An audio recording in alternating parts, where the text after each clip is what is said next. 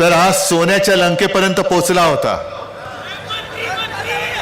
पण लंकेमध्ये गेला नाही, कारण त्याला माहिती होतं की सोन्याची असली तरी रावणाची लंका आहे. आणि म्हणून मी आपल्याला सांगतो, त्यांचं असं आहे, अंगात नाही बळ आणि चिमटा काढून पळ.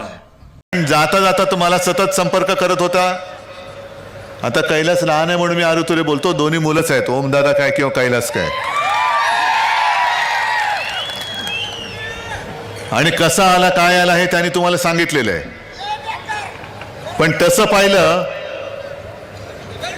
तर हा सोन्याच्या लंकेपर्यंत पोहोचला होता, पण लंकेमध्ये गेला नाही, कारण त्याला माहिती होतं की सोन्याची असली तरी रावणाची लंका आहे. आणि रावणाची लंका जाळण्यासाठी शिवसेना मशाल हातात घेणार आहे, म्हणून तो परत आला. नाहीतर यांनी पण घेतले असते 50 खोके. पण कधी म्हणजे जो असाच जो काय माल असतो तो विकला जातो, पण निष्ठा कधी विकली जाऊ शकत नाही आणि निष्ठा कोणी विकत घेऊ शकत नाही. आज तसं पाहिलं तर मला जास्त काय बोलण्याची गरज नाही, कारण तुम्ही मतदारसंघ पण देऊन टाकला. मशाल कसली आहे ती?